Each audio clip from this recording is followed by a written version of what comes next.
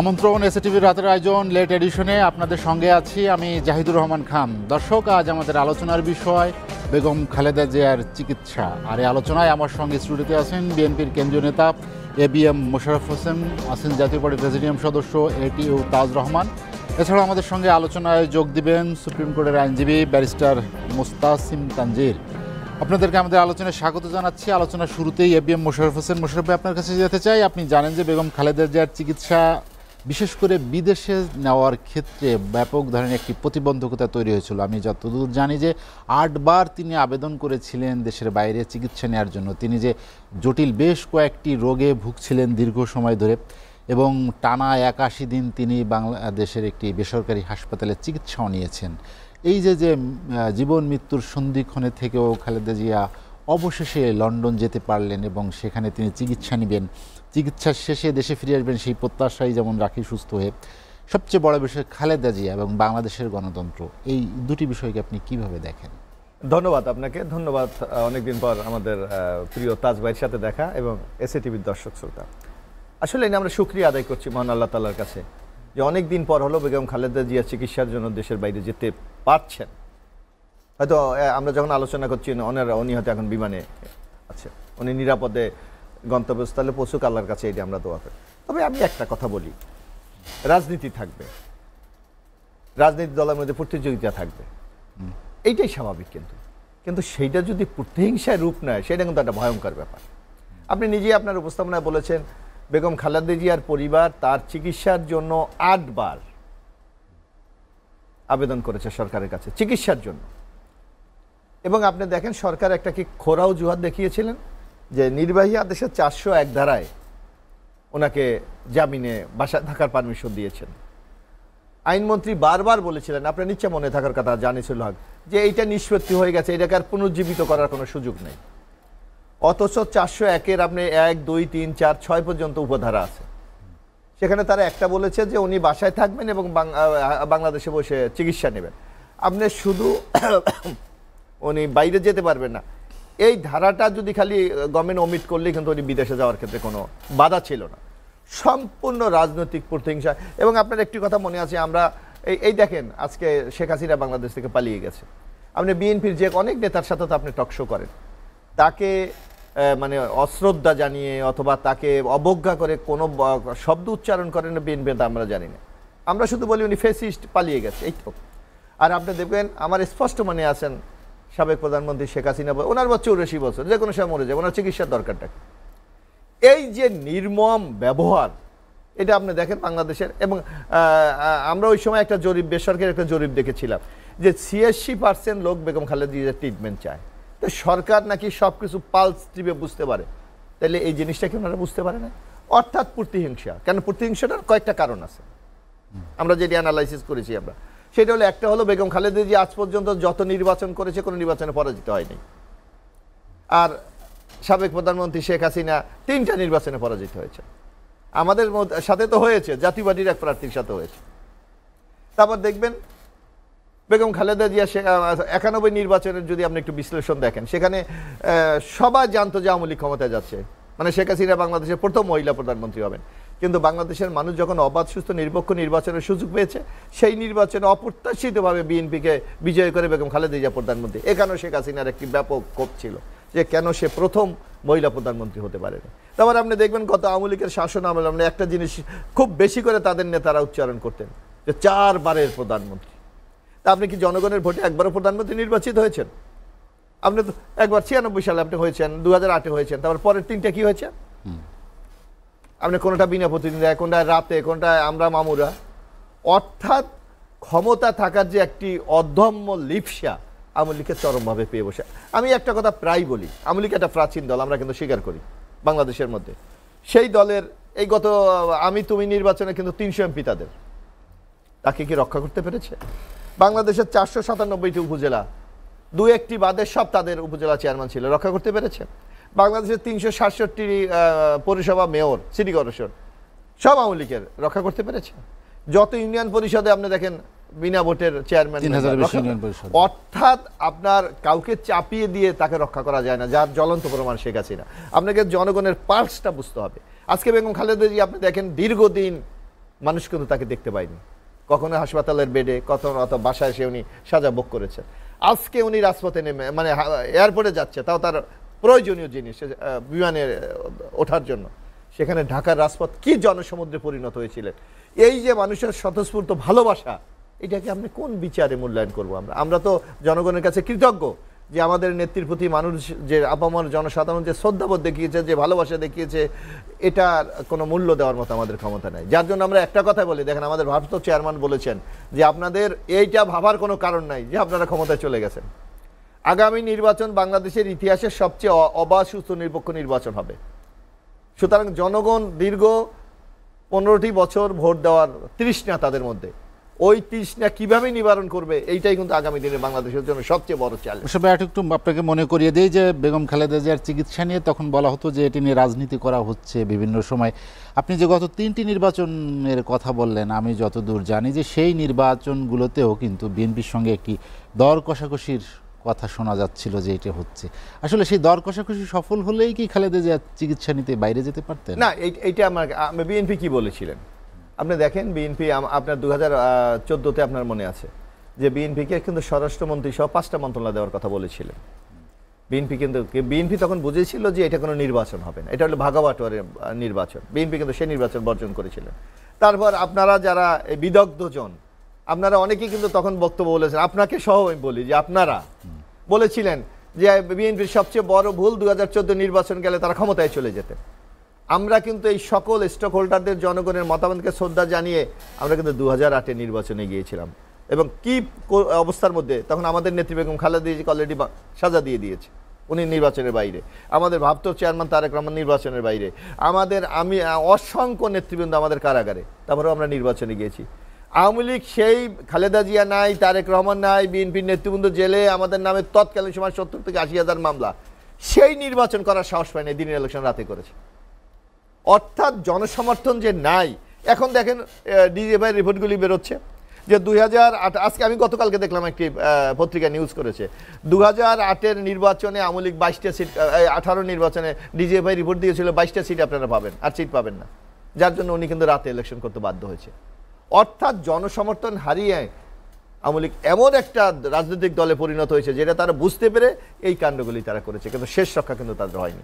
বরং আপনি যে কথাটি বলছেন যে দর কষাকষি না, বরং আমরা সবসময় আমাদের নেত্রী বেগম খালেদা জিয়া জনগণের রায়কে আমরা শ্রদ্ধা জানিয়ে আমরা সেই জনগণের পক্ষে ছিলাম। জি মোশাররফ ভাই, আমি আপনার কাছে আবার আসবো একটু। তাজ রহমান, যেটি নিয়ে আলোচনা করছিলাম খালেদা জিয়ার চিকিৎসা, আপনার দলের চেয়ারম্যান একটি বার্তা দিয়েছেন যে খালেদা জিয়া বাংলাদেশের রাজনীতির জন্য অনেক গুরুত্বপূর্ণ এবং বাংলাদেশের গণতন্ত্রের জন্য। খালেদা জিয়ার চিকিৎসা এটি নিয়ে নানা ধূম্রজাল, বিভিন্ন সময় বিভিন্ন কথা হয়। এমনও কথা উঠেছে যে তিনি লন্ডন, বিশেষ করে 5 আগস্টের পরে কেন লন্ডন যাচ্ছেন না বা যেতে চাচ্ছেন না, গেলে ফিরতে পারবেন না, এরকম একটা শঙ্কার কথা বলা হচ্ছে সবসময়। আসলে রাজনীতি বা রাজনীতির শেষ বলে কি কোনো কথা আছে? ধন্যবাদ আপনাকে। ধন্যবাদ প্রিয় মোশাররফ ভাই। এই আওয়ামী লীগের সময় অনেকগুলো টকশো একসাথে করেছি, এখন ফ্রি হয়েছেন ওনারা, আমরা সবাই মিলে আজকে প্রথম ওনাকেও ধন্যবাদ। এসএটিভির সব দর্শক শ্রোতা সবাই সালামি শুভেচ্ছা। দেখেন আপনার ওই চেয়ারে বসেছিলাম, আপনি ছিলেন হোস্ট, আপনি দীর্ঘদিনের এই এসএটিভির হোস্ট, পরিচিত মুখ। আপনারই প্রশ্ন ছিল যে বেগম খালেদা যে ট্রিটমেন্ট যাওয়া বাইরে সরকারকে দেওয়া উচিত কি না, আপনার প্রশ্নটা ছিল তখন। ওই লিঙ্কটা আমার কাছে আছে। আমি বলেছিলাম অবশ্যই। কোন দলের ব্যক্তি একটা না, সাবেক প্রধানমন্ত্রী, সিনিয়র সিটিজেন এবং একজন রাষ্ট্রপতির ওয়াইফ এবং সেনাবাহিনীর প্রধানের ওয়াইফ, সাধারণ মানুষেরও তো দেওয়া উচিত। তার উনি তো এটা প্রিভিলেজ ক্যারি করেন। 79 ইয়ার্স ওল্ড একজন মহিলা, তখন হয়তো ছিল 76, 77 আমরা যখন কথা বলি। ওনাকে বিদেশে চিকিৎসার জন্য তো ডক্টর রিকমেন্ড করছে, দেন না কেন, দিচ্ছেন না কেন? তারপরে কিন্তু একটা সংস্থা থেকে পরের দিন সকালে ফোন আসছিল, সেই দেশ থেকে আজকে বেগম খালেদা জিয়া চিকিৎসার জন্য বাইরে যেতে পারছেন। এটা বাংলাদেশের আপামর জনসাধারণ মনে করে ওনার একটা রাইট এবং এটা উনি পেয়েছেন। আমরা যে দল করি না কেন, কিন্তু ব্যক্তি আপনার অসুস্থতা নিয়ে কোনো রাজনীতি করার সুযোগ আছে আমার? নাই। বেগম খালেদা জিয়া 7 বছর পরে যাচ্ছেন, ওনার ছেলের সাথে দেখা হবে, বিএনপির ভারপ্রাপ্ত চেয়ারম্যান সমান তারেক রহমান সাহেবের ওনার স্ত্রী, ওনার নাতিনের সাথে দেখা হবে। একজন রাজনীতিবিদ ফ্রি মুভমেন্ট করতে পারবে না, এই কালচারটা বাংলাদেশ থেকে একদম উঠে যাওয়া উচিত। আমি আপনার সমালোচনা করবো, আপনি সরকারে আছেন, এখন যারা আছেন ওনাদের বিরুদ্ধে সমালোচনা করা নয়, দেশের স্বার্থে কথা বলা, ওনাদেরকে নিয়ে আলোচনা করা, এটা একটা বিরোধী রাজনৈতিক সংগঠনের কাজ, সাংবাদিকদের কাজ। আপনি 82-তে যখন ফকল্যান্ড ওয়ার ব্রিটিশের সাথে হলো, তখন বিবিসির একটা রিপোর্টের যে প্রাইম মিনিস্টার মার্গারেট থেচার খেপে গিয়েছিলেন, বলছিলেন এরা ব্রিটিশের জনগণের পক্ষে না, নিউট্রালি ভূমিকা নিচ্ছে। তখন বিবিসির যিনি প্রধান উনি বলছিলেন আমরা তো নিউট্রালি থাকতে হবে, এটা আমাদের কাজ, as a journalist, as a আমরা নিউজ ব্রডকাস্টার, আমরা ব্রিটিশের পক্ষে নিতে পারবো না কথাটা। আপনাদের কাজ হলো জার্নালিজম যারা আছেন, fourth pillar of the democracy, তারা আপনারা নিউজ করতে পারতেন না, গলায় চাপে ধরা হইতো, বলে না বেগম খালেদা জিয়ার নিউজ নাই, তারেক রহমানের নিউজ নাই। রাজনীতিতে মতবিরোধ থাকবে, প্রতিযোগিতা থাকবে, মতবিরোধ থাকবে। আমার দলের গঠনতন্ত্র, আমার বাস্তবায়ন করার পরিকল্পনা মুশারফ ভাইয়ের সাথে মিলবে না, তাই বলে আমি মুশারফ ভাইকে শেষ করে দেওয়ার চিন্তা যদি করি, পরিণামটা 5 আগস্ট দেখেছি আমরা। এটা মোটেও ঠিক না। কোনো রাজনৈতিক দল তার বিরোধী পক্ষের চিরতরে নিষ্ক্রিয় শেষ করে দেওয়ার, ধ্বংস করে দেওয়ার এই চিন্তাধারা। বেগম খালেদা জিয়ার আপনি জেলে দিলেন 2018-তে, দিলেন না? আপনি 20-এ যখন করোনা হলো, করোনা 19 যেটা কোভিড-19 বলা হয়, সেটাতে আপনি রিলিজ দিলেন এক্সিকিউটিভ অর্ডারে। প্রতি 6 মাস পর পর পত্রিকায় নিউজ হচ্ছে এক্সটেনশন দিবেন, দিবেন না, বার্গেনিং করছেন, দিচ্ছেন না, দিবেন না, বাইরে যেতে দিবেন না। যে আইনে আপনি ওনাকে প্যারেলে মুক্তি দিয়েছিলেন সেই আইনের মধ্যেই কিন্তু আপনারা দিতে পারতেন, দেন নাই। পৃথিবীর সমস্ত এক্সিকিউটিভ পাওয়ার কিন্তু সরকারের প্রধানের দেওয়া থাকে এবং রাষ্ট্রপ্রধানের দেওয়া থাকে। আজকের মালয়েশিয়ার প্রধানমন্ত্রী যিনি আছেন ইব্রাহিম, ওনাকেও কিন্তু সাজা মওকুফ শেষ করেছে তাদের দেশের রাজা, মানে head of the government, negotiation করে পলিটিক্যালি উনি ইলেকশনে জেতার পরে। আমাদের এই কালচারটা একটা জায়গায় চলে এসেছিল যে দেশের রাজনীতিতে শুধু ওনারা থাকবেন, জাতীয় পার্টিতে 3টা ভাগ করো, A team, B team, C team, B team লাগাই রাখো, যারে মনে হয় তারা ইলেকশনে নিয়ে যাব, যারা যাবে না তাদের নামে মামলা দিমু। আইসিটির মামলা আপনার নামে আছে, আমার নামে মামলা আছে। কেন বলেছিলাম 14 বিনা ভোটের এমপি, এই বক্তব্যটার জন্য আইসিটি মামলা দিয়ে 3টা দিয়ে 10 বছর ধরে বেইলে দিতে আসতেছি। এখন সরকার বললে এটা উঠে যাবে, তাও দেখি উঠে না। আমার লয়ার বলে না, এখনও এটা গেজেট না হওয়া পর্যন্ত আপনার এটা সরবে না, আপনাকে বেইলে আসতে হবে, এটা থাকতেই হবে। এটা কি রাজনীতি করার মানে পানিশমেন্ট? পৃথিবীর গণতান্ত্রিক দেশ ভারতের মতো দেশ হতো এরকম এত হয় না তা না, কিন্তু আদালত ঠিক আছে। রাহুল গান্ধীর কিন্তু ভারতের সরকার কিন্তু তার দল এবং তার স্পিকার কিন্তু পার্লামেন্ট থেকে আউট করে দিয়েছিল, সুপ্রিম কোর্ট রিইনস্টেট করে এখানে ফেরত দিয়েছে। আব্দুর রাজ্জাক ব্যারিস্টার আসছেন, আসে বলছেন যে এই দেশের সবচেয়ে বড় 53 বছরে যে কাজটা করেছে আওয়ামী লীগ, তাহলে আদালতকে ধ্বংস করে দিয়েছে। আমাদেরকে স্বৈরাচার বলতো, ওই নামটা কিন্তু ব্যারিস্টার রাজ্জাক নেন নাই, বলছেন এই আওয়ামী লীগের সময় সমস্ত আদালত ধ্বংস করে দিয়েছে। যেখানে রিলিফ পাওয়ার সুযোগ ছিল রাজনৈতিক দলের ভিন্ন মতে, সেখানে কখনো রিলিফ পাওয়া যেত না। এই জিনিসটা আমরা নতুন করে করতে চাই। বিনিময়ে আগামী দিনে যারাই রাষ্ট্র ক্ষমতায় আসবে, আমার মুশারফ ভাই বসে আছে, আগামী দিনে হয়তোবা মন্ত্রী হবে, এমপি হবে, ভালো একটা জায়গায় যাবে, রাজনৈতিক দীর্ঘদিনের রাজপথের সৈনিকেরা, তাদের এই আচরণটা আজকে যেভাবে বসে আমরা কথা বলছি, এই আচরণটা আমরা দেখতে চাবো। যেই আসুক, বৈষম্য বিরোধীর নাম নিয়ে আপনি আসলেন, 3 জনকে পাঠালেন উপদেষ্টাতে, 3 ভাই বাইরে থাকলেন, বাইরের থেকে আন্দোলন করেন আর ওইখান থেকে এক্সিকিউটিভ অর্ডার করেন, এটা বৈষম্য বিরোধী হলো। বড় বৈষম্য তো এখনই শুরু করে দিলেন। One of the biggest political পার্টির অফিসে আগুন জ্বালিয়ে দিলেন, বিএনপি জ্বালাইছে, জামাত জ্বালাইছে। আপনি বৈষম্য আন্দোলন করে চ্যানেলে চলে যান যে জাহিদ রহমানকে সরাইতে হবে এই চ্যানেল থেকে। আপনি কে জাহিদ রহমান সরানোর জন্য? তাহলে কি বিএনপি 17 বছর যে আন্দোলন করলো, বাকি বিরোধী দলরা আন্দোলন করলো সংসদের বাইরে, এই আন্দোলন কি ব্যর্থ হয়ে গেল? এখন আপনারা বৈষম্য আবার শুরু করে দিলেন। বেগম খালেদা জিয়ার দোয়া করি, আমার দলের চেয়ারম্যান যথার্থই বলেছেন যে জাতীয় স্বার্থে রাজনীতিতে বেগম খালেদা জিয়ার প্রয়োজন অনিবার্য। বেগম খালেদা জিয়া দেশের রাজনীতিতে থাকা, জাতির জন্য অনেক কিছু আছে। সিনিয়র সিটিজেন, বিজ্ঞ রাজনীতিবিদ, অনেক রাজপথ করে এসে উনি রাষ্ট্রীয় ক্ষমতায় এসেছেন, দলকে সুন্দর করে রাখছেন। ওনাদের দলের চেয়ারম্যানও বক্তব্য দিচ্ছেন। আমরা চাই আগামী দিনের জাতি যেন একটা সুষ্ঠু নির্বাচন, একটা গঠনতান্ত্রিক সরকার এবং এইগুলোর থেকে যেন মুক্ত থাকতে পারি, এই আশাটা নিয়েই আমরা আগামী দিনে। তাজ ভাই, আমি আপনার কাছে আবার আসবো। দর্শক আমাদের সঙ্গে আলোচনায় যোগ দিয়েছেন ব্যারিস্টার মুস্তাসিম তানজির, আপনাকে স্বাগত জানাচ্ছি আলোচনায়। ব্যারিস্টার তানজির, আমরা যেটি নিয়ে আলোচনা করছিলাম খালেদা জিয়ার চিকিৎসা, যেটি বলা হচ্ছিল এর আগে পরিবারের থেকে 8 বার আবেদন করার পরেও তাকে এই অনুমতি দেওয়া হয়নি। যে নির্বাহী আদেশে মুক্তি দেওয়া হয়েছিল সেখানে শর্ত সাপেক্ষে দেওয়া হয়েছিল, বলা হচ্ছিল যে এটি একটি নিষ্পত্তি বিষয়, নতুন করে এটি চিন্তা নেই। আইন কি বলে? খালেদা জিয়া কেন যেতে পারেননি দেশের বাইরে চিকিৎসার জন্য? এটা আসলে একটা প্রাচীন উক্তি আছে, এটা আমি ইউটিউবে মাঝে মধ্যে দেখি, আমি নিজে যেহেতু লয়ার। ডায়ালগটা হচ্ছে এরকম: during the reign of Hitler everything Hitler did in Germany was legal because Adolf Hitler was the law. হিটলারের আমলে যা করতেন হিটলার সেটাই ছিল বৈধ, কারণ উনি নিজেই ছিলেন আইন। এটা অনেকটা সেই ফ্রান্সের রাজা চতুর্দশ লুইয়ের মতো, যে বলা হলো যে আপনি এই কাজ করলে তো রাষ্ট্রের ক্ষতি হবে। তো রাজা চতুর্দশ লুই বললেন, আই অ্যাম দ্য স্টেট, আমিই তো রাষ্ট্র। তো শেখ হাসিনা ছিলেন, উনি নিজেই ছিলেন দেশের আইন, উনি যা বলতেন সেটাই ছিল আইন। তো এটা আমরা জানি। তো এই কারণে আসলে বৈধ অবৈধের বিষয়ে আমরা যদি যাই, সেক্ষেত্রে আসলে আমরা সবাই জানি যে গত 15 বছর এই রাষ্ট্র কিভাবে চলেছে, এবং বেগম খালেদা জিয়ার বর্তমানে যেটা হতে যাচ্ছে যে ওনার লিভার তো রিপ্লেস হতে যাচ্ছে, আমি যতদূর জানি অনলাইনে যেটা দেখেছি, এটা এক্সট্রিমলি ডেঞ্জারাস একটা অপারেশন। ওনার বয়স 79 বছর অ্যাজ পার অনলাইন ইনফরমেশন, সুতরাং এটা খুবই ডেঞ্জারাস। আর দ্বিতীয় কথা হচ্ছে যে আমি যে পয়েন্টটা একটু বলতে চাই সেটা হচ্ছে যে এটা নিয়েও কিন্তু অনেকের সন্দেহ আছে যে ওনার যে অসুস্থতা এটা কি ন্যাচারালি হয়েছে নাকি এটা ড্রাগ ইনডিউসড লিভার সিরোসিস। কারণ আমরা কিন্তু অনলাইনে যদি ড্রাগ ইনডিউসড লিভার সিরোসিস লিখে সার্চ দিই, এক্ষেত্রে কিন্তু দেখা যায় যে ড্রাগ দিয়েও একজন মানুষের লিভার সিরোসিস ঘটানো যায়। এবং মানে বর্তমানে গত 15 বছরে যে গোয়েন্দা সংস্থা বাংলাদেশে ব্যাপকভাবে অ্যাক্টিভ ছিল, এটা এখন ওপেন সিক্রেট, এখন আমরা ওপেনলি বলতে পারি, যেটা কয়দিন আগেও আমরা বলতে পারতাম না কোনো টিভি চ্যানেলে। সেটা হচ্ছে ভারতীয় গোয়েন্দা সংস্থা।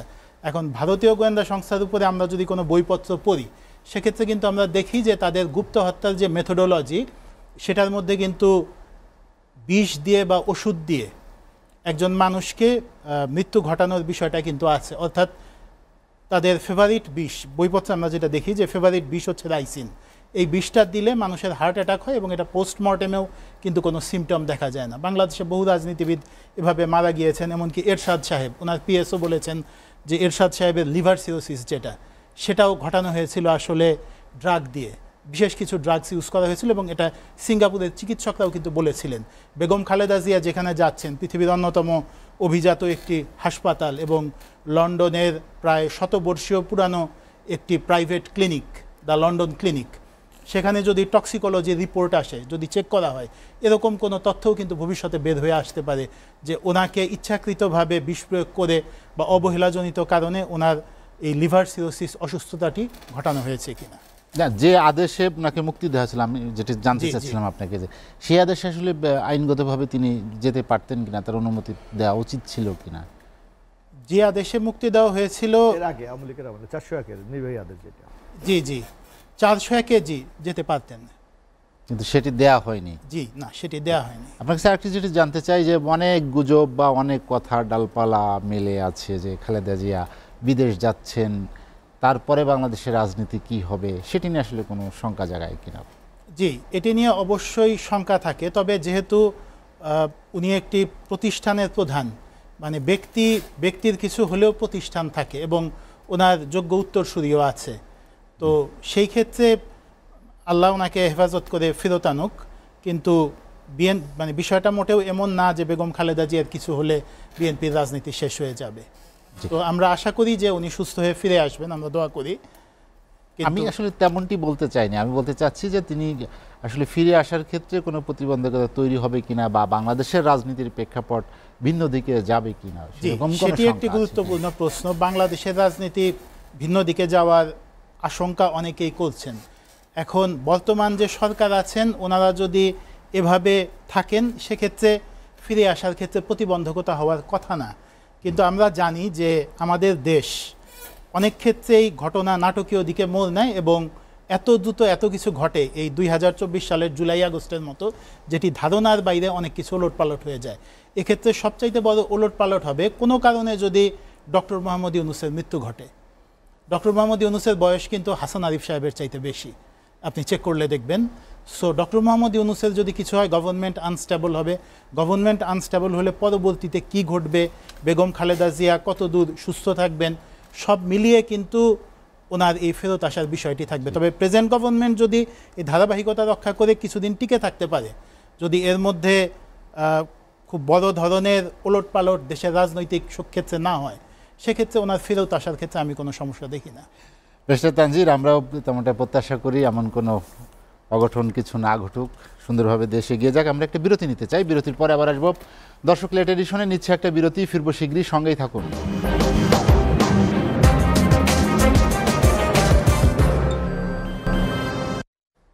দেখছেন এসএটিভি রাতের আয়োজন লেট এডিশন। বিরতির পর আমরা আবারও ফিরছি আলোচনায়। এবিএম মোশাররফ হোসেন, আমরা যেটি আলোচনা করছিলাম, আপনার যেটি আমার প্রথম প্রশ্ন ছিল, সেখানে একটি অংশ বাকি রয়েছে, সেটি হলো গণতন্ত্র। খালেদা জিয়া এবং তার শাসনামল, তার পরবর্তীতে তার যে গণতন্ত্র প্রতিষ্ঠায় যে ভূমিকা, তিনি যাওয়ার আগে একটি কথা বলে গেছেন যে গণতন্ত্র প্রতিষ্ঠায় সবাইকে ঐক্যবদ্ধ থাকতে হবে। গণতন্ত্র প্রতিষ্ঠার বিষয়ে তিনি জোর দিয়েছেন। আপনার দল বিএনপি নির্বাচনের জন্য বেশ তাগাদা দিচ্ছে সরকারকে, সংস্কার ছাড়া নির্বাচন, সংস্কার সহ নির্বাচন। আজ প্রধান উপদেষ্টার প্রেস সচিব বলেছেন যে যদি সংস্কার ছাড়াই নির্বাচন তাহলে ডিসেম্বরে নির্বাচন হবে। সংস্কার ছাড়া নির্বাচন চান না সংস্কার সহ না, চান? বিএনপি কি সংস্কার ছাড়া নির্বাচন চায়? বিএনপি বলেছে আপনার যৌক্তিক সংস্কার, যে আপনার কি প্রয়োজন। কারণ আপনার যেখানে এইটা আপনার না, সরকারটার নাম দিয়ে কিন্তু ইন্টেরিয়াম গভর্নমেন্ট, একটি অন্তর্বর্তীকালীন সরকার, এরা তো দীর্ঘদিন ক্ষমতা থাকার কোনো সুযোগ নাই। সুতরাং আর সংস্কার একটা চলমান প্রক্রিয়া। আপনি শুরু করলেন, যে এটা আমরা নর্মাল থিওরিতে বুঝি, যে কোনো একটা পরিকল্পনা যখন আপনি বাস্তবায়ন করেন মিনিমাম 3টা টায়ার আপনি অনুসরণ করেন, একটা শর্ট টার্ম, একটা মিড টার্ম, আর একটা লং টার্ম। আমরা আশা করি এই সরকার সংস্কারের একটা প্রস্তাবনা কিন্তু তারা উপস্থাপন করবেন, যে আমার কি কোন সেক্টরে আমার কি সংস্কার দরকার। অর্থাৎ আপনি সংস্কারের একটা ধারণা পেলেন, এরপর চ্যালেঞ্জটা হলো আপনাকে এটা বাস্তবায়ন। তো বাস্তবায়ন করতে হলে মানে প্রথমে তো শর্ট টাইম নিতে হবে। তো শর্ট টাইমের মধ্যে আমরা কি আছে, আমরা যেগুলি বলেছি, এখন আপনার দ্রুত শর্ট টাইমের জন্য আপনার নির্বাচন কমিশনকে আপনার নির্বাচন উপযোগী করতে হবে, আপনাকে ভোটার লিস্ট করতে হবে, আপনাকে প্রশাসনের মধ্যে যে নগ্ন দলীয়করণ সেখানে আপনাকে হাত দিতে হবে, আপনাকে পুলিশ প্রশাসনের মনোবল ভেঙে গেছে এটাকে ফিরিয়ে আনতে হবে।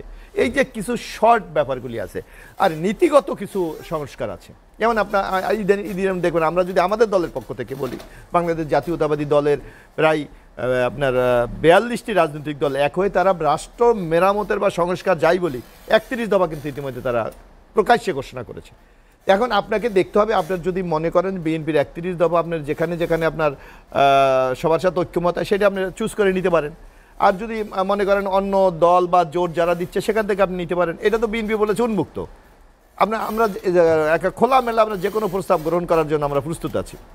এখন বিএনপি কি বলেছে, বাংলাদেশের প্রেক্ষাপটে আমরা দেখেছি যে রাজনৈতিক দলগুলির মধ্যে যে হানাহানি, বিভেদ, হিংসা, দূরত্ব, এইটাকে বিএনপি এক জায়গায় নিয়ে আসতে চায়, যার জন্য বেগম খালেদা জিয়ার কথাটা এখানে খুব ইম্পর্টেন্ট। উনি বলেছে ঐক্যবদ্ধভাবে বিএনপি গণতন্ত্র প্রতিষ্ঠা করতে হবে।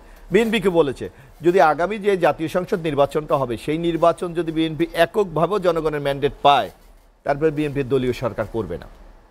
বিএনপি বলেছে আমি জাতীয় ঐক্যমতের সরকার করব। অর্থাৎ একটা বিরাট, এর চেয়ে বড় সংস্কার আপনি বাংলাদেশের এই 53 বছরের রাজনীতি আপনি দেখতে পাচ্ছেন। তারপর বিএনপি কি বলেছে, যে আমরা দেখেছি যে বাংলাদেশের সবচেয়ে বড় সংকট যেটা হয়েছিল, যে দলীয় সরকারের অধীনে নির্বাচন হলে সেটাকে জনগণ সঠিকভাবে তার ভোটের অধিকার প্রয়োগ করতে পারে না। জানুন, আমরা বলেছি আগামী দিনে যত নির্বাচন হবে, বিশেষ করে জাতীয় নির্বাচন, সব নির্দলীয় বা কেয়ারটেকার যাই বলেন ওই নামে হবে, কোনো দলীয় সরকার অধীনে নির্বাচন হবে না। এইটাও কিন্তু একটা গুরুত্বপূর্ণ সংস্কার।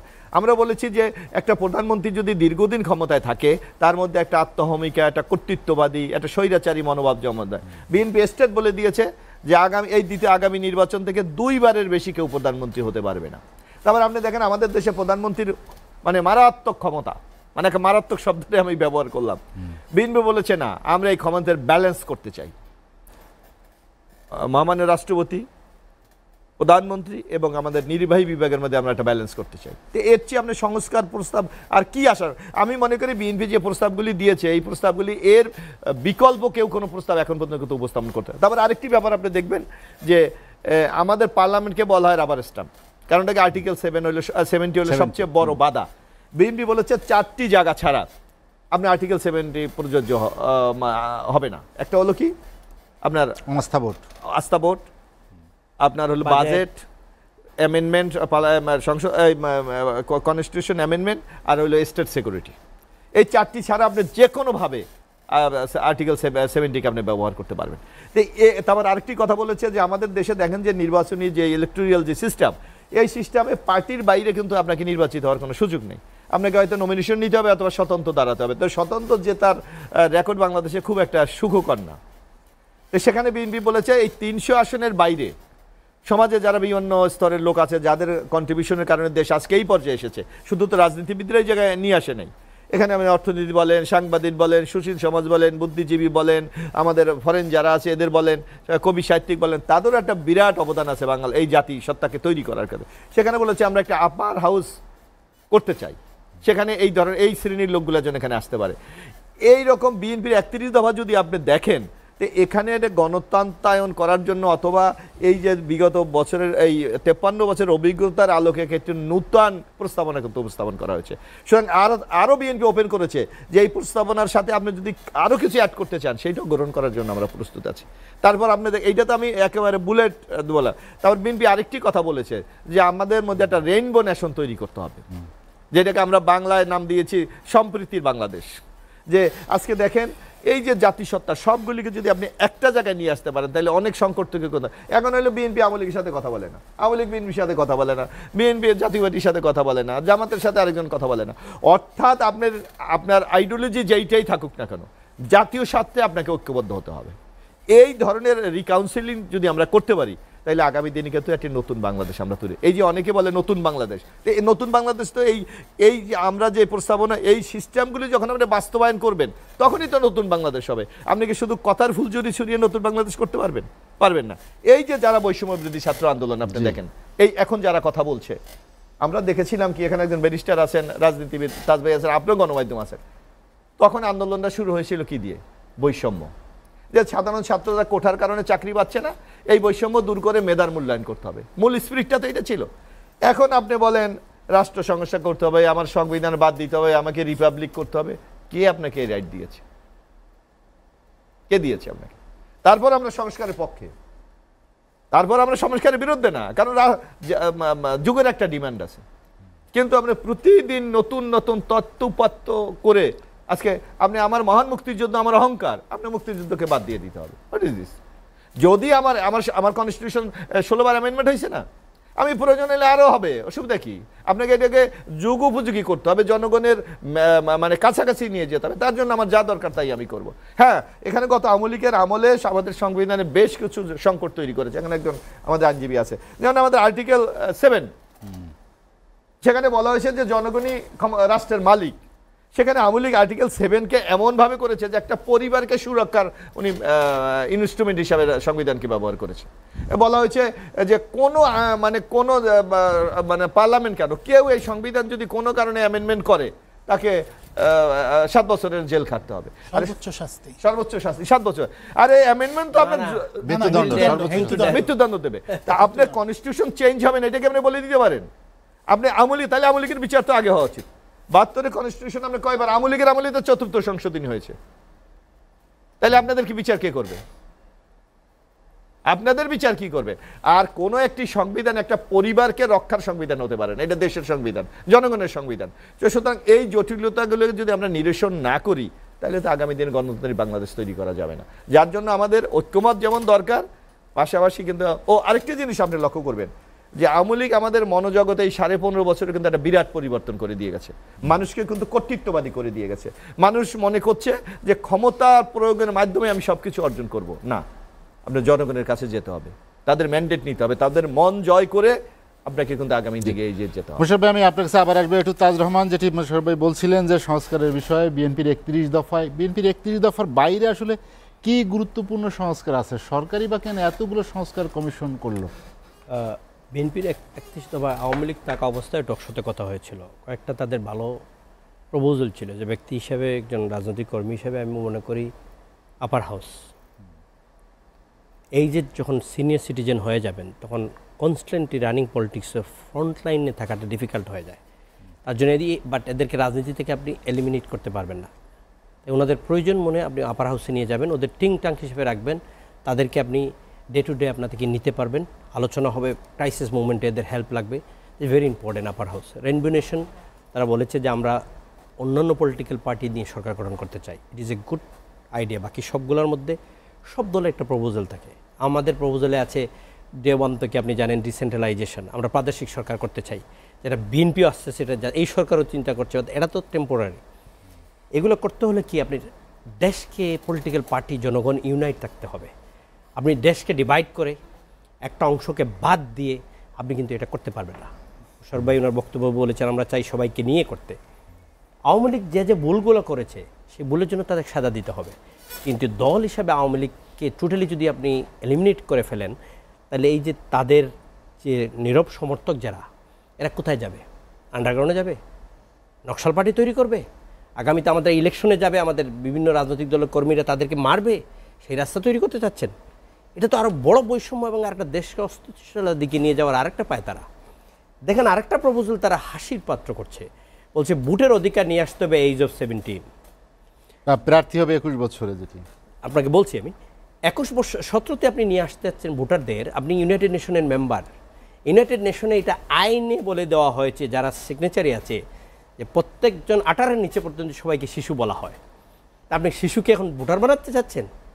মানে ম্যাচুর যে লোক হয় নাই, মোশাররফ ভাইকে ভোট দিবে আমাকে না, বাইশটার সাহেবকে দিবে না আপনাকে দিবে, যে বোঝার ক্ষমতা 18 বছর পরে গিয়ে একটু হচ্ছে ভোট দেওয়ার, তাকে আপনি 17তে নিয়ে আসতেন। তাহলে শিশুকে আপনি সংবিধানে কন্ট্রাডিক্টরি, এটা আপনার সংবিধানে বলা আছে 18-এর উপরে এটা করা হবে, তা 17 থেকে আপনি নিয়ে আসবেন। আপনি বলছেন সংস্কার করবেন সংবিধানে। আপনি সংবিধানে সংস্কার করার জন্য আপনাকে পলিটিক্যাল পার্টিজ আর ম্যান্ডেটরি আপনাকে লাগবে, কারণ আপনি যে সংস্কার এখন করবেন that has to be ratify in the first session of the parliament, next পার্লামেন্টে যে ক্ষমতায় আসবে পলিটিক্যাল পার্টিসগুলো সবাই মিলে এইগুলো সব যদি পার্লামেন্টের প্রথম দিনে নেক্সট ইলেকশনের পরে রেটিফাই না করে এভরি সিঙ্গল আপনার সংস্কার নান অ্যান্ড ভয়েড হয়ে যাবে, তখন আপনারা কেউ আসে এটা করতে পারবেন না। সুতরাং আপনারা পলিটিক্যাল পার্টিকে দূরে সরিয়ে রেখে বিবাদের মানে লাইন তৈরি করে আপনি সংস্কার করতে পারবেন না। আপনাকে লাইনের মধ্যে থেকে আলোচনা করে এটা করতে হবে। দ্বিতীয় হলো আজকে উনি বলেছেন যদি আপনারা সংস্কার না চান আমরা নির্বাচন দিয়ে দিব। এই ব্লেমটা পলিটিক্যাল পার্টির উপরে দিবেন না। সংস্কার করার জন্য পলিটিক্যাল পার্টিরা, জাতীয় পার্টি জিএম কাদের সাহেব নিজে বলেছেন যতটুকু সময় প্রয়োজন ন্যায্য দিব। তারেক রহমান সাহেব বলেছেন আমরা এই সরকারকে ব্যর্থ করতে চাই না, বলেছেন না? জামাতের আমির সাহেব বলেছেন। এখন যারা স্টেক হোল্ডার আছে, বাকি ডানপন্থী বামপন্থী যারা আছে সবাই বলেছে যে ডক্টর ইউনূস একজন সম্মানী লোক, পৃথিবীর সারা কাছে ওনার পরিচিত, আমাদের দেশের একজন অ্যাসেট উনি, আমরা ওনাকে সময় দিতে চাই। কিন্তু ইউনূস সাহেব কি দেশ চালাচ্ছেন নাকি বৈষম্য বিরোধী নাম ছাত্ররা চালাচ্ছেন? আন্দোলনের সময় বলেছেন দালালি না রাজপথ, রাজপথ রাজপথ, এখন দালালিও চলছে রাজপথও চলছে, কোনটা নিয়ে আসেন? একটা কোম্পানির ভাই আপনার চেয়ারম্যান এনএমডি, আর আপনি ওই কোম্পানিতে আছেন, কোনো ক্ষমতা আছে এই কোম্পানির কোনো স্টাফ আপনার সাথে কোনো ব্যবহার করা? দ্যাট ইজ হোয়াট দিস বৈষম্য ছাত্ররা নিচ্ছেন। ভাই বসে আছে 3 জন, উপদেষ্টার ভিতরে ঢুকায় রাখছেন, আপনারা যা ইচ্ছা তা করছেন। এটা দিয়ে সংস্কার করবেন কেমনে? শেখ হাসিনার গভর্নমেন্ট তো সেটা করছিল। আমি মোশাররফ ভাইরা আমরা তো বোকাল টক শোতে এই জন্য ছিলাম। এখন কি সেই রাস্তায় আপনারা আবার বিরাজনীতিকরণের একটা রাস্তা তৈরি করতে চাচ্ছেন? এটা এই দেশের মানুষ মেনে নেবে না, এদেশের রাজনীতি মেনে নেবে না। শুনেন, ইন্দিরা গান্ধীর হত্যাকারীর ছেলে কিন্তু জাতীয় সংসদের নির্বাচন করে পার্লামেন্টে আসছিল, জানেন তো, স্বতন্ত্র হয়, যে 6 জনের মধ্যে 1 জনের ছেলে। আপনি যদি আওয়ামী লীগের যতগুলো ভুল করেছে, যারা আছে অপরাধী, তাদের বিচার দেন নর্মাল প্রক্রিয়ার মধ্যে দিয়ে। কালকের বক্তব্য দেখলাম বৈষম্য বিরোধী এক নেতা বলেছেন আগে বিচার পরে সংস্কার। কয়টা তার তাইলে বিচারটা শেষ হতো তাড়াতাড়ি হয়ে যাবে? কাঙ্গারু কোর্টে বিচার করবেন, 2 দিন পরে তো আবার আপনারা আমরা আরেকটা দল আসে বলবে এই বিচার হয় নাই। আপনি তাড়াহুড়া বিচারে করতে পারবেন না। তার জন্য আপনাকে এখন ইমিডিয়েটলি যে সংস্কারগুলো হলো, নির্বাচনী সংস্কারটা করা উচিত সব রাজনৈতিক দলকে নিয়ে, যে নির্বাচন কমিশনের পাওয়ারটা এক্সারসাইজ কীভাবে করবে। দেন সবচেয়ে বড় ইম্পর্টেন্ট, আপনারা দল তৈরি করছেন, আপনার 3 ভাই বসায় রাখছেন ওইখানে, যারা ওইখানে রেফারিগিরি করবে। এখন আপনি ফুটবল আমার সাথে খেলবেন মাঠে, আর বাই থাকবে রেফারি, এখানে আমার জেতার সম্ভাবনা আছে কি? এখানে বিএনপি কি পারবে এই গোল দিতে? পারা তো যাবে না ভাই। সুতরাং আপনারা যদি কিংস পার্টি করেন হোক আর পলিটিক্যাল পার্টি করেন, ইট ইজ ইয়োর রাইট আপনি করার এই দেশের একজন নাগরিক হিসাবে, কিন্তু আপনাকে খেলতে হলে প্লেয়ার হয়ে খেলতে হবে, নট দি রেফারি। সুতরাং আপনারা যদি দল তৈরি করেন, উপদেষ্টাগুলো সরে আসেন, সরে এসে আপনারা রাজনৈতিক দল তৈরি করেন, কিংস পার্টি করেন। দ্বিতীয় আর একটা কথা হলো, আপনারা যদি রাষ্ট্র ক্ষমতায় থেকে নির্বাচন দেন, সেই পুলিশ আপনাদের কথা শুনবে, সেই নির্বাচন কমিশন আপনাদের কথা শুনবে, সেই আবার ইউএনও আপনাদের কথা শুনবে। তাহলে আমাদের এই আন্দোলন তো সব ব্যর্থ হয়ে আবার চলে গেল। আল্লাহ কস্তে এগুলো জাতিকে বিভেদ সৃষ্টি করবেন না। Let's have a sit together. এটা ফ্রম এ গুড নেশন করতে হলে আপনাকে বসে এখানে সব রাজনৈতিক দল আলোচনা করতে হবে। স্টেক হোল্ডারদের বাইরে রেখে যদি আপনি মনে করেন যারা আছে বাদ দিবেন, কোনো আলোচনা ফলপ্রসূ হবে না। একটু তাজ রহমান, আমি আপনার কাছে আবার আসবো। ব্যারিস্টার মুনতাসিম তানজির ভাই, যেটি তাজ ভাই 2টি বিষয় উল্লেখ করেছেন, একটি হলো সংস্কার নিয়ে বৈষম্য বিরোধী ছাত্র আন্দোলনের প্রতিনিধিরা সরকারে আছেন, পাশাপাশি রাজনৈতিক দলগুলোর অবস্থান, এখানে একটি টানাপোড়েনের ইঙ্গিত তিনি দিয়েছেন। আরেকটি হচ্ছে নতুন দল গঠন নিয়ে, যে সেটি আসলে কিভাবে পরিচালিত হবে, কাদের ছত্রছায়ায় প্রচ্ছন্ন আশীর্বাদ থাকবে কিনা সরকারের, সেসব বিষয়ে তার উদ্বেগ। তাহলে পরিবর্তনটা আসলে কোথায়? আপনার বিশ্লেষণ কি বলে? জি, আমার বিশ্লেষণ হচ্ছে যে ওনাদের এই প্রশ্নটি ওনাদেরকেও করা হয়েছে কিংস পার্টির যে বিষয়টা, মানে আমি ইন্টারভিউ ওনাদের দেখছিলাম, তো ওনারা যেটা উত্তর দিয়েছেন যে মানে বিএনপি এবং জাতীয় পার্টি ওনারাও কিন্তু ক্ষমতায় থাকা অবস্থায় মানে প্রেসিডেন্ট এরশাদ এবং প্রেসিডেন্ট জিয়াউর রহমান এই দুটো পার্টি কিন্তু ফর্ম করেছেন। তো সেই হিসাবে কিন্তু বিএনপি এবং জাতীয় পার্টিকে ওনারা কিংস, এটা আমার কথা না, এটা ওনাদের বক্তব্য, যে ওনারা আখ্যায়িত করেছেন এবং তারা বলছেন যে সেই হিসাবে বিএনপি বা জাতীয় পার্টি তো অবৈধ কিছু না, অর্থাৎ এটা তো অবৈধ কোনো জিনিস তারা করে নাই। সো আর ওনারা যেটা বলছেন যে কিংস পার্টির এই অ্যালিগেশনটা ওনারা ডিনাই করছেন। সো এখন এই বিষয়টা আসলে ওনারা যেটা ডিনাই করছেন যে আমাদের সরকারের সঙ্গে সংশ্লিষ্টতা নাই, আমরা সরকার সমালোচনা করি, এরকম বিভিন্ন প্রসঙ্গ এখানে উঠে আসছে এবং ওনারা বিভিন্ন রিফর্ম প্রপোজাল দিচ্ছেন। তো এখানে আসলে মূল বিষয় যেটা আর কি আমার বিশ্লেষণ খুব মানে ফ্র্যাঙ্কলি স্পিকিং, সেটা হচ্ছে যে নাগরিক কমিটি যেভাবে এটা গঠন করা হচ্ছে, ওনারা বিভিন্ন ভালো ভালো প্রস্তাব দিচ্ছেন, ঠিক আছে, দিতে পারেন, এটা ওনাদের রাইট। বাট এই পার্টিটা যে পরিমাণ দ্রুত গতিতে আজকে এই উপজেলায় কয়েকশো জনের কমিটি, কালকে ওই উপজেলায় কয়েকশো জনের কমিটি, যে স্পিডে এটা গঠন করা হচ্ছে, মানে কোনো রকম যাচাই বাছাই ছাড়া খুব দ্রুত একটা জিনিস তৈরি করলে এটা কিন্তু লাস্টিং করা মুশকিল হয়।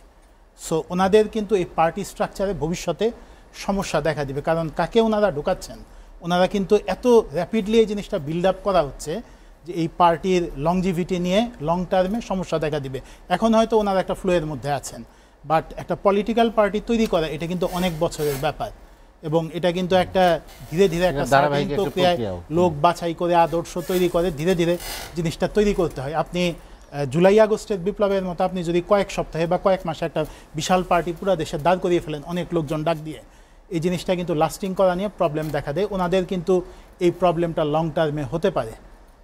সংস্কারের বিষয়ে যেটি বৈষম্যবিরোধী ছাত্র আন্দোলন, বিশেষ করে নাগরিক কমিটির যে অবস্থান, আপনি জানেন যে তারা সংস্কার হতেই হবে, সংস্কারের পরেই নির্বাচন, তাদের একটি বক্তব্য কিন্তু ওনারা বিভিন্ন সংস্কারের কথা বলছেন। এখন প্রশ্ন হচ্ছে যে মানে এখানে মানে একটা বিষয় আসলে আমাদের মাথায় রাখা দরকার, যেমন ওনাদের সাইকোলজির মধ্যে যে বিষয়টা আছে, আমার কাছে মনে হয় যে বাইরে ওনারা যেটা বলছেন এর ভেতরে আসলে সাইকোলজিক্যাল একটা বিষয় আছে। সেটা হচ্ছে যে আমরা দেখেছি যে ফ্যাসিস্ট গভর্নমেন্টের লাস্টের দিকে তখন কিন্তু পুরা দেশের মানুষের মধ্যে একটা প্যানিক তৈরি হয়েছিল যে বাংলাদেশ বোধহয় শ্রীলঙ্কার মতো হতে যাচ্ছে, দেশের ইকোনমি বোধহয় কোলাপস করতে যাচ্ছে। এই যে আনপ্রেসিডেন্টেড কয়েকশো বিলিয়ন ডলারের লোন নেওয়া হলো, এটা কিন্তু এখনও পাহাড়ের মতো আমাদের মাথার উপরে চেপে আছে এবং মানে এটা কিন্তু একটা বিশাল সমস্যা। এমন কিন্তু না যে প্রবলেমটা সলভ হয়ে গেছে, এটা কিন্তু এখনও চ্যালেঞ্জ হিসাবে রয়েছে। এবং ওই সময় ডক্টর মোহাম্মদ ইউনূসকে সিলেক্ট করার কারণ কি, তখন একটা জেনারেল পাবলিক পারসেপশন ছিল যে উনি যেহেতু একজন অর্থনীতিবিদ এবং নোবেল বিজয়ী, সো এই হিউজ ইকোনমিক চ্যালেঞ্জটা সম্ভবত উনি মোকাবেলা করতে পারবেন।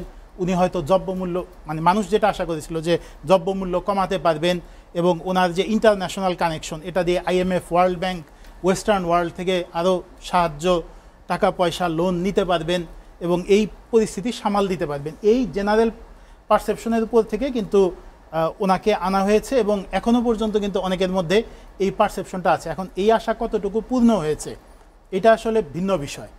এখন আমার কাছে যেটা মনে হয়, যেটা আমার মানে হাম্বল সাজেশন, এক্ষেত্রে এই যে পাবলিক পারসেপশন এবং যে ধারণা, এটা কাউন্টার করার জন্য আমি যদি বিএনপির লিডারশিপে থাকতাম বা লিডিং অথরিটি হতাম, আমি এটা কাউন্টার করার জন্য যে সলিউশনটা দিতাম সেটা হচ্ছে যে আমি একটা ইকোনমিক রিফর্ম প্রপোজাল দিতাম, যে আমি বিএনপি, আমি পাওয়ারে আসলে এই যে কয়েকশো বিলিয়ন ডলারের লোন এবং এই যে একটা ইমিনেন্ট কোলাপসের একটা আশঙ্কা, এটাকে পার্টি হিসাবে আমি বিএনপি অথবা আমি জাতীয় পার্টি, আমি এটাকে কিভাবে সলভ করব, এটার একটা ইকোনমিক রিফর্ম প্রপোজাল আমি কিন্তু দিতাম। কারণ 31 দফা, যেটা 31 দফা আমি পুরাটা পড়েছি অনেকবার, আমি এটা আন্ডারলাইন করেছি, আমি অ্যানালাইসিস করেছি, আলাপ করেছি।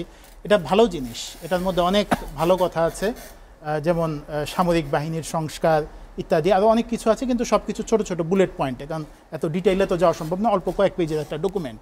কিন্তু একটা ডিটেইলড ইকোনমিক রিফর্ম প্রপোজাল এটা বিএনপির যদি থাকে, যেটা পাবলিকলি অ্যাক্সেসিবল, পাবলিক ডোমেইনে অ্যাভেলেবল, তাহলে আমার মনে হয় যে অন্তত প্রাথমিক পর্যায়ে যেটা ঘটবে, আমাদের যারা এডুকেটেড ইন্টেলিজেন্সিয়া বা এডুকেটেড এলিট, তারা এই জিনিসটা পড়ে আশ্বস্ত হতে পারেন যদি বিএনপি সেরকম তৈরি করে আমাদের দিতে পারে।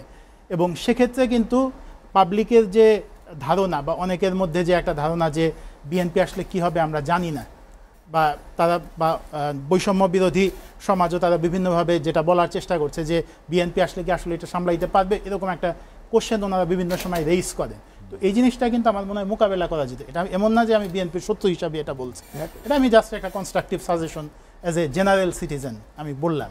জি তানজির ভাই, আমরা আর একটা বিরতি নিতে চাই, বিরতির পর আবার আসবো। দর্শক, লেট এডিশনে নিচ্ছি আর একটা বিরতি, ফিরবো শীঘ্রই, সঙ্গেই থাকুন।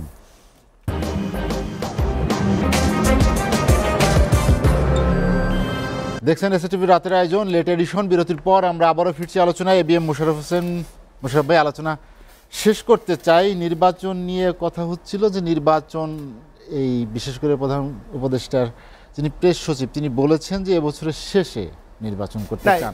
আসলে সেই নির্বাচনের ফরম্যাটটা কি হবে, কারা প্রতিদ্বন্দ্বিতায় থাকবে, নির্বাচন যদি প্রতিদ্বন্দ্বিতামূলক এবং নিরপেক্ষ স্বচ্ছ করতে হয়, তাহলে যাদের কথা বলা হচ্ছে বিগত দিন যারা ক্ষমতায় ছিল তাদের বিচারের পরে নির্বাচন হবে না, বিচার প্রক্রিয়া কি, তারা দোষী সাব্যস্ত হলে তার দল নির্বাচনে থাকবে কিনা, এরকম নানা ইকুয়েশন রাজনীতিতে আছে। সেগুলোর আসলে একটা পরিষ্কার ধারণাও তৈরি হয়নি এখনো মানুষের। না, এখানে একটা কথা, কেউ যদি অপরাধ করে থাকে প্রচলিত আইনে তার বিচার হবে, এটাই স্বাভাবিক।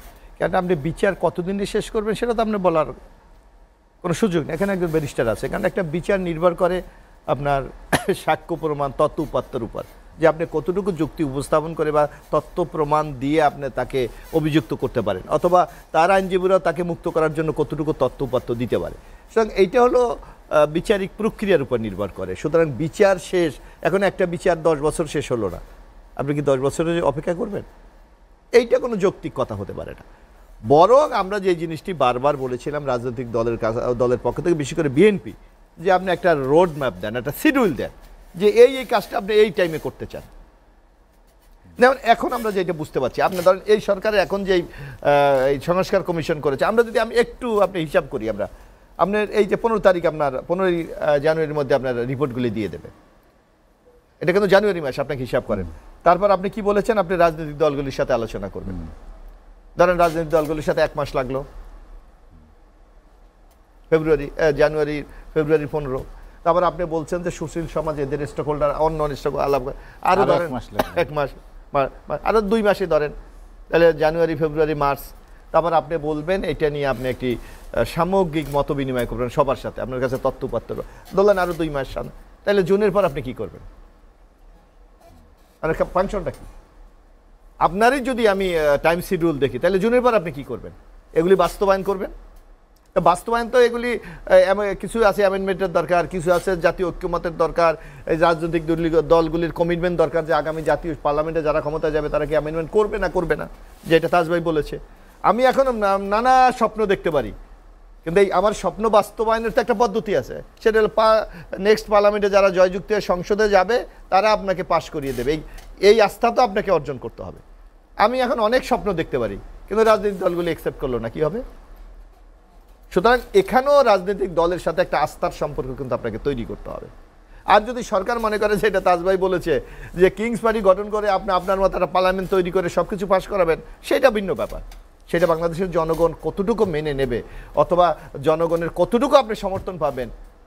এখানে একটি শঙ্কার জায়গা হচ্ছে যে 90 সালে 3 জোটের রূপরেখা এবং 2007 সালের যে সরকার, তারা বেশ কিছু সংস্কার প্রস্তাবনা তৈরি করে গিয়েছিলেন, যেটা পরবর্তী সরকারগুলো বাস্তবায়ন করেনি। এখন অভিযোগ আছে, সে কারণে এই সংস্কারগুলো বাস্তবায়ন করতে চায়। ভাই, আপনাকে একটা জিনিস চিন্তা করতে হবে, আমাদের দেশের আর্থসামাজিক অবস্থা আপনাকে চিন্তা হবে। আমার দেশ তো আমেরিকা না, আমার দেশ তো ইউরোপ না, যে আমি রাতারাতি আমার দেশের যে আর্থিক সংগতি আমি রাতারাতি করে। আপনার এই একটা কথা বলা হচ্ছে, অভিযোগ করা হয় যে 90-এর পর 3 জোটের রূপ বাস্তবায়ন, কে বলেছে বাস্তবায়ন হয়নি? 3 জোটের রূপরেখা ছিল পার্লামেন্টারি ফোরাম অফ ডেমোক্রেসিতে আমরা ফিরে যাওয়া। বিএনপি একটা রাষ্ট্রপতি শাসিত সরকারের বিশ্বাসী দল, এবং আমাদের গঠনতন্ত্র রাষ্ট্রপতি শাসিত সরকার ছিল। সেইটা আমরা 3 জোটের রূপরেখাকে সম্মান দেখিয়ে বেগম খালেদা জিয়া সেদিন সংসদে পাশ করিয়ে উনি প্রধানমন্ত্রী হয়েছিলেন। আপনার মনে আছে ওই সময় যে ছাত্র সমাজের একটা বিরাট দাবি ছিল চাকরির বয়স 27 থেকে 30 করা 30 আপনাকে করেছে। আমরা সেদিন করেছিলাম পার্লামেন্টের স্ট্যান্ডিং কমিটিগুলিকে আপনার আরও বেশি জবাবদিহিতার মূলক। বিএনপি 91-এর সেই দাবি মেনে কিন্তু পার্লামেন্টের স্ট্যান্ডিং কমিটি করা হয়েছিল। তারপর আপনার ছিল যে আমাদের তৎকালীন সময় আমরা বলেছিলাম যে আমাদের কৃষকরা ঋণে জর্জরিত, আপনার মনে আছে 5,000 কৃষক। কিন্তু যখন এই প্রক্রিয়াগুলো তো আপনার এক রাতারাতি সম্ভব না, বাস্তবায়নের দিকে যাচ্ছিল, তখনই তো আপনার মনে আছে কেয়ারটেকার আন্দোলন নিয়ে দেশটা অন্যর দিকে চলে গেছে। সুতরাং আপনার দোষ একটা সরকারকে দিলে হবে না, আপনাকে সেই উপযোগী পরিবেশটা তৈরি করতে হবে। তারপর 111 দেখেন আপনি, 111 আজকে এই যে ভোটার লিস্ট কারা করেছে? রাজনৈতিক দলগুলো মেনে নিয়েছে না। এই যে বিচার বিভাগ পৃথকীকরণ কারা করেছে? 111-এর তো বাই প্রোডাক্ট। তো সুতরাং যে কোনো পরিবর্তনের পর তো একটা বাস্তবায়ন হয়, কিন্তু অনেকগুলি আছে যেগুলি একটা সরকারের আর্থসামাজিক প্রেক্ষাপটে কতটুকু সে বাস্তবায়ন করবে, কারণ তাকেও তো সার্ভাইভ করতে হবে। আপনাকে সেই বিচার বিবেচনা করে তো আপনাকে সংস্কারের দিকে আপনাকে এগোতে হবে। এই আজকে কেন আওয়ামী লীগের মঈনুদ্দিন ফখরুদ্দিন আসিফ ভাই 2008-এ তারা ক্ষমতা এসেছিল, যেটা এখন আমরা পত্রপত্রিকায় দেখি। তো মঈনুদ্দিন কেন বাংলাদেশে আসতে পারে না? কারণ তার অনেক সংস্কার প্রস্তাব আওয়ামী লীগ সরকার কিন্তু পাশ করায় নাই। জি হোসেন ভাই, আজ আলোচনা শেষ করতে চাই। আপনাকে অসংখ্য ধন্যবাদ। এটু তাজ রহমান, যেটি নিয়ে আমরা আলোচনা করছিলাম, বলা হচ্ছিল 5 আগস্টের যে পরিবর্তন, ছাত্র জনতার যে অভ্যুত্থান, যে জন আকাঙ্ক্ষা, সেটি শুধুমাত্র একটি নির্বাচনের জন্য না, সামগ্রিক একটি পরিবর্তন চায় মানুষ, নতুন বাংলাদেশ বিনির্মাণ করতে চায়। সেই সামগ্রিক পরিবর্তন বা একটি নির্বাচন, কিন্তু নির্বাচনই তো মূল ভিত্তি গণতন্ত্রের। আপনার কি মনে হয়? সেই পরিবর্তনটা আপনি জোর করে ক্ষমতায় থেকে করবেন, পাবলিক ম্যান্ডেট ছাড়া, পলিটিক্যাল পার্টির অ্যাফিলিয়েশন ছাড়া, রাজনীতিকরণ করে সম্ভব? আপনাকে একটু খুলে বলি, আপনি তাড়াতাড়ি রাজনৈতিক নেতা হইতে পারবেন না, তাড়াতাড়ি মন্ত্রী এমপি হইতে পারবেন, রাজনৈতিক নেতা হইতে পারবেন না। এটা ধারাবাহিক প্রসেস, পলিটিক্যাল লিডার এটা ধারাবাহিক প্রসেস, দীর্ঘ প্রক্রিয়ার পরে গিয়ে একটা জায়গায় রাজনৈতিক নেতা হয়। কিন্তু আপনি হাইব্রিড আওয়ামী লীগের মতো অনেকটা ধরে এনে এমপি মন্ত্রী করতে পারবেন। এরা রেতা না, আওয়ামী লীগের লায়াবিলিটি হয়ে আজকে আওয়ামী লীগের গলায় ঝুলতেছে এরা। আপনি যদি সেই রকম কোনো চিন্তাধারা করতে পারেন, ফর টাইমিং করতে পারেন, এদেশের মানুষ কিন্তু যদি খেয়াল করে সব কিছু করতে পারে, অত্যাচার নির্যাতন সহ্য করেও কিন্তু রিভোল্টও করতে পারে। এখন আপনি দেখেন তো, এরই একটা জিনিস আপনাকে বলতে হবে, পৃথিবীর 3টা গণ অভ্যুত্থান খুব সিগনিফিকেন্ট, এখানে আলোচনা করতেই হয়। আরব স্প্রিং শুরু হয়েছিল, সেই আরব স্প্রিংয়ের সবচেয়ে ডেঞ্জারাস দেশটা হলো তিউনিশিয়া। বেন আলী ছিলেন সেই তিউনিশিয়ার প্রধানমন্ত্রী, প্রেসিডেন্ট। উনি 34 বছর রাষ্ট্র ক্ষমতায় ছিলেন। 1 মাস আন্দোলনের পরে he fled to Saudi Arabia with তার ওয়াইফ এবং 3 চিলড্রেন। পরে এই দেশটাতে 11-এর পর থেকে 4টা গভর্নমেন্ট পরিবর্তন হয়েছে, 4 Times, because of the political unrest, because of the political পার্টির মধ্যে আন্ডারস্ট্যান্ডিং নাই, because of their economic crisis. তারা এখন এত ইকোনমি খারাপ, রিকভারি আর করতে পারছে না। দেন কাম টু দি শ্রীলঙ্কা। শ্রীলঙ্কাতে আপনার অভ্যুত্থান হলো, রাজাপাকসে চলে গেল, দে ফ্লিড। সেই শ্রীলঙ্কা আমাদের কাছ থেকে লোন নিয়ে রিপেমেন্ট করে ফেলছে। 2022-এ 2 বছরের মাথায় 3.3 বিলিয়ন থেকে এখন 9 বিলিয়ন তাদের foreign reserve, because of the good management with the political parties. Number 3 Bangladesh, Sheikh Hasina fled to India, Awami League ক্ষমতায় নাই। আপনি আমাদের ম্যানেজমেন্ট ভালো নাই বলে আমাদের ইকোনমির অবস্থা খুবই খারাপ। আমাদের মূল্যস্ফীতি, ধানের সিজন, এখন ধানের দাম আজকের পত্রিকা দেখছেন আপনি কোথায় চলে যাচ্ছে। আপনি ঢাকা শহরে বাইর হইলে আপনি গাড়ি নিয়ে যেতে পারবেন না আপনার গন্তব্যস্থানে on time, because there is no আইনস, মানে ল অ্যান্ড অর্ডার টোটালি নাই, রোডস উইদাউট ল, কিচ্ছু নাই। কেন নাই? আপনি ফিক্স করেন আইন শৃঙ্খলা, পলিটিক্যাল পার্টির শেল্টার নেন, দে উইল হেল্প ইউ। আপনি পলিটিক্যাল পার্টির সাথে আলোচনা করে আপনি বলছেন যে না, আইন শৃঙ্খলা আস্তে আস্তে ঠিক হয়ে যাবে। পুলিশ এইভাবে দাঁড়াই থাকে, সামনে ট্রাফিক লেগে আছে, তার মনে হয় আমার এখানে কী দরকার যাওয়ার। পুলিশ মনোবলটা ফিরিয়ে আনেন। সেই মনোবলটা ফেরানোর জন্য আপনাদের বক্তব্য চেঞ্জিং আসতে হবে। আপনি দেশের রাজা তো না, পলিটিশিয়ান কি দেশের রাজা? রাষ্ট্র ক্ষমতার দ্বারা আছে, এটা কি দেশের রাজা মানুষ প্রজা মনে করে? এটা মনে করলে তো হবে না। আপনি বৈষম্য বিরোধী আন্দোলন করেছেন, একা এটা হয় নাই, সবার সম্মিলিত প্রচেষ্টা এই আন্দোলনের সফলতা এসেছে। এখানে ত্যাগ স্বীকার বিএনপির আনকাউন্টেড, এখানে জামাতের ত্যাগ, জাতীয় পার্টির একটা পার্টির ত্যাগ, বাকিটারও ত্যাগ, বামপন্থী ডানপন্থী সবাই আন্দোলনে অংশগ্রহণ করে। জিএম কাদের বিরোধী দলের নেতা হয়ে সংসদে বলেছিলেন বলে ওনার বিরুদ্ধে আপনার ডিজিএফআই বাসায় গিয়ে থ্রেট দিয়ে আসছে, তাই না? আমরা বলি নাই আপনাদের টকশোতে? সেই আন্দোলনের একাকৃতিত্ব সংবিধানের কবর দিয়ে ফেলবেন। আপনাকে কে ম্যান্ডেট দিয়েছে সংবিধানের কবর দেওয়ার জন্য? মুক্তিযুদ্ধকে আপনি 71-কে 24-এর সাথে তুলনা করে বলেন ওগুলো ইতিহাস, 53 বছর। আমরা ফেলে দিব, আমাদের 24টা হবে নতুন সংবিধান, প্রক্লামেশন অফ ইন্ডিপেন্ডেন্ট। কিসের প্রক্লামেশন অফ ইন্ডিপেন্ডেন্ট? এটা তো গণ অভ্যুত্থান, এটা তো গণ অভ্যুত্থান, এটা বিপ্লব হতো না। তাইলে আপনারা 5 তারিখের পরে করেন নাই কেন? এই সংবিধানের অধীনে শপথ নিয়ে ইউনূস সাহেব কেন চিফ অ্যাডভাইজার হয়েছেন, বাকিরা কেন অ্যাডভাইজার হয়েছেন? আপনারা যেতেন শহীদ মিনারে, গিয়ে ওইখানে শপথ নিতেন, আপনারা আপনাদের প্রোক্লেমেশনের এটা ডিক্লেয়ার দিতেন, পলিটিক্যাল পার্টির ম্যান্ডেট নিয়ে না নেন আপনাদের ব্যাপার ছিল, করলে আপনারা বলতে পারতেন আমরা পলিটিক্যাল পার্টির সাথে নেই। আপনি অর্ধেক সংবিধান, অর্ধেক হাইব্রিড, অর্ধেক আপনার বক্তব্য দিয়ে রাষ্ট্র চালানো যায় না। আন্দোলন করা যায়, কোনো রুলস থাকে না আন্দোলনে, গাড়ি জ্বালাইতে হইব, মারতে হবে, কিন্তু once you are in the power, চেয়ারে বসে আছেন, তখন রুলসের মধ্যে। তাজ ভাই, আজ আলোচনা শেষ করতে চাই। আপনাকে অসংখ্য ধন্যবাদ ব্যারিস্টার তানজির। আলোচনা শেষ করব আমরা নির্বাচন নিয়ে, যেটি বলছিলেন, বিশেষ করে সংস্কার এবং প্রোক্লামেশন, যেটি সেকেন্ড রিপাবলিকের কথা বলা হচ্ছিল। অনেক অমীমাংসিত অনেক ইস্যু আছে যেগুলো সামনে চলে এসেছে, বিশেষ করে বৈষম্যবিরোধী ছাত্র আন্দোলনে। সেগুলো আসলে মীমাংসা কোন পথে হবে, বা নির্বাচনী রাস্তায় বা আমরা কত দ্রুত হাঁটতে পারবো? জি, প্রথম কথা হচ্ছে যে বৈষম্য বিরোধী ছাত্র আন্দোলন এবং নাগরিক কমিটি ইত্যাদি ওনারা বিভিন্ন যে কথাগুলো বলছেন, যে বিপ্লবী সরকার, তারপরে এরকম আরও বেশ কিছু দাবি, তো আসলেও এখন তো প্রায় 5 মাস পার হয়ে গেছে। এখন এই 5 মাস পার হয়ে যাওয়ার পরে, এতদিন পরে সেগুলো করা, আসলে the momentum has been lost. So ওনার এই কথার সাথে আমি একমত যে আসলে এরকম কিছু করলে ওইটা বিপ্লবের পরই ওই স্পিরিট থাকতে থাকতে করতে হতো। এখন 5-6 মাস পার হয়ে গেছে, এখন চিন্তা ভাবনা করছেন যে বিপ্লবী সরকার করা যায় কিনা। এই মুহূর্তে আমার মনে হচ্ছে না সার্বিক পরিস্থিতি দেখে যে এটা খুব বাস্তবসম্মত কোনো চিন্তা হবে। আমি 1 সেকেন্ড সাপ্লিমেন্ট করি। উনি তো ব্যারিস্টার, আমি এই রিয়ার ব্যাপারে পড়াশোনা করি, লর ব্যাপারে। বিপ্লবী সরকার যদি ওনারা করেন এখন প্রোক্লামেশন দিয়ে, তাহলে এই সরকার অবৈধ হয়ে যাবে, নতুন শপথ নিতে হবে বিপ্লবী সরকারকে। কারণ এরা সংবিধান তো আপনি আগেরটা বাতিল করে ফেলবেন, সব বাদ দিয়ে ফেলবেন, আইন বাংলাদেশে যা আছে। তাহলে আপনি এই ইউনূস সরকার এই সংবিধানের শপথ নিয়ে তো আর থাকেন না, তাহলে এখন বাতিল হয়ে যাবে, সব বাতিল হয়ে যাবে। এটাকে কিভাবে হ্যান্ডেল করবেন? আন্তাজি বললে তো হবে না।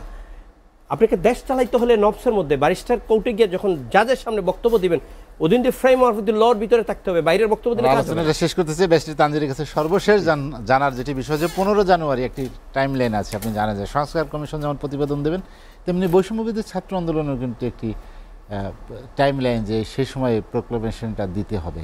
প্রোক্লামেশন অফ রেভলিউশন ওনারা যদি দিতে চান, যে মানে 2024 সালে একটা মানে আপরাইজিং হয়েছিল বা রেভলিউশন হয়েছিল, প্রোক্লামেশন ওনারা দিতে পারেন, কিন্তু কথা হচ্ছে যে এটার আসলে স্কোপ কি হবে, মানে এইটা হচ্ছে প্রশ্ন। এখন মানে আমার কাছে যেটা মানে মনে হচ্ছে যে উপদেষ্টা পরিষদে যারা আছেন, ওনারা কি আসলে ওই পরিমাণ রেভলিউশনারি নেচারের?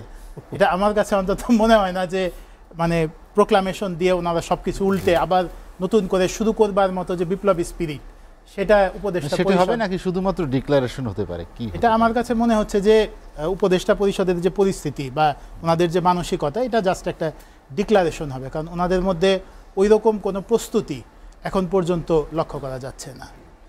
তানজির ভাই, আপনাকে অসংখ্য ধন্যবাদ। আলোচনা শেষ করতে চাই। এবিএম মোশাররফ হোসেন, এটিও তাজ রহমান এবং ব্যারিস্টার মুস্তাসিম তানজির, আপনাদেরকে অসংখ্য ধন্যবাদ। দর্শক, জানিয়ে রাখি, লেট এডিশন পুনঃপ্রচার হবে সকাল 8টায়। আজ এ পর্যন্তই। ভালো থাকুন, সুস্থ থাকুন, এসএটিভির সঙ্গেই থাকুন।